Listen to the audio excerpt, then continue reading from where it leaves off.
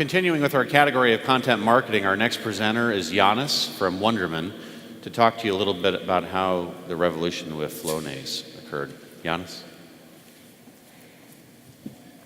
Good morning. I don't think anybody can prepare you to follow up your presentation from an Indian dancing video, which I think it was amazing. So thank you.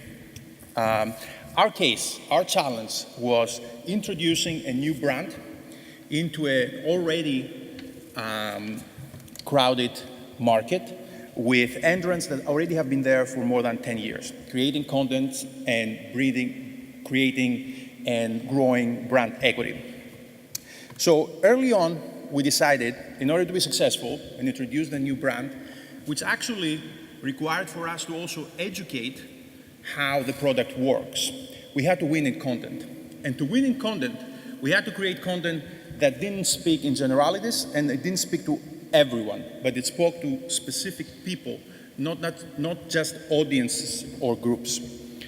So to do that, we started by creating bite-sized content and using experimental design, using Google search and trends, and understanding, because the product itself, it was on the respiratory category, understanding at the geo level how the different populations and the different topics have been created. So we use that size content, bite-sized content, to understand the performance and drive additional creation of content, more than 160 different content pieces that talk to specific individual and not to the general population. Because early on, we realized that people care about their allergies. It was an allergy product because of different reasons. You have a pet versus you want to enjoy the outdoors. That's a different motivation, and you need to read different content and you need to engage with the brands in a completely different way.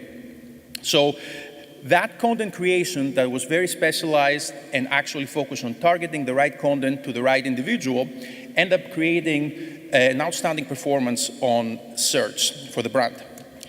We also looked at what are the different type of formats and how they connect to individuals, because different type of content creation has completely different performance when it comes into the topics and the individuals and the shareability of that. So we took that into consideration. As a result, in almost a year, we were able to outperform all the previous brands in the category.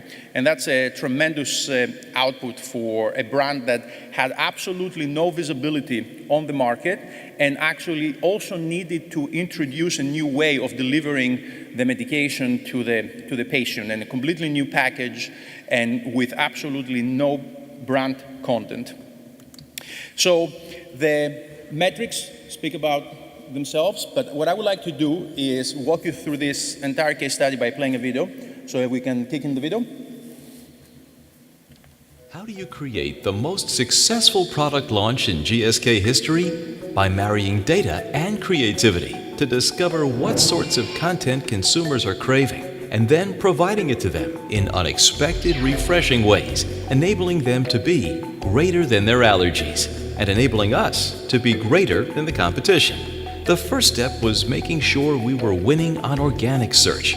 It's where people go first, so that's where we went first, literally starting at square zero. With 0% of search, we were able to leapfrog brands with over 20 years of market presence combined, becoming the market leader in just 1 year.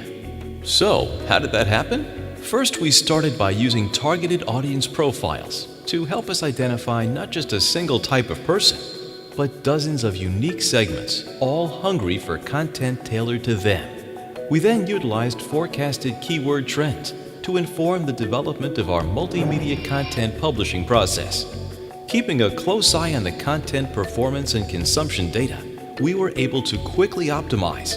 For example, we saw that social sharing was falling below benchmarks, so we created more infographics, because data showed they were more likely to be shared than a video or article. This ultimately led to a hub of rich, relevant content. So much so that 1 out of every 3 pieces that we produced helped attract incremental traffic over time, easily surpassing the industry benchmark of 1 out of 11. And knowing that 70% of visitors to Flonase.com are from mobile devices, we created a mix of mobile-friendly content from the outset, giving people the option to engage wherever, whenever, and however they want.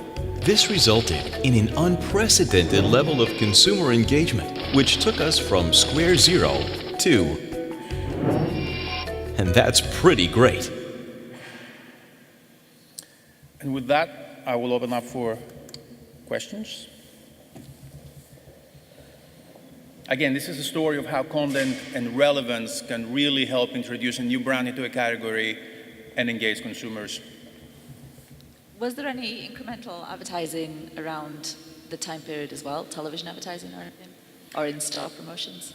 Not at the beginning. It was all content-driven or digital. There was video created specifically on specific segments.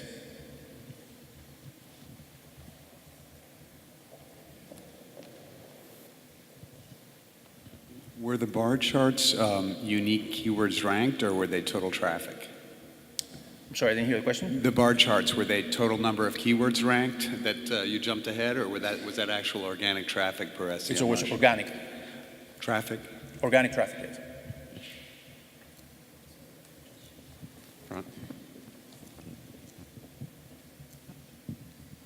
Quick questions. Were you able to optimize both the audience and the content together, holistically, or if there is any other finer, granular optimization you were able to do in flight of the campaign? The key of the success was being able to optimize both of them at the same time. So the right content for the right individual. So we use our DMP to be able to match the individual cookie IDs to the people who were interested on content that was completely differentiated. So with an adaptive model where you're using data-driven signals to kind of inform where next to go in terms of content and personalization, was the client worried that their, because you talked about 160 variants of creative, was the client worried that their content budget was going to multiply by 10x? Yes, I mean, content creation obviously has downfalls because you have to invest on it, but what they did early on is they designed content that wasn't terribly expensive, like size-bite content, that helped them to learn. So it was content designed not to win, it was content designed specifically to learn, so that then we can focus our efforts in developing content that spoke to specific individuals. Thank you very much. Thank you.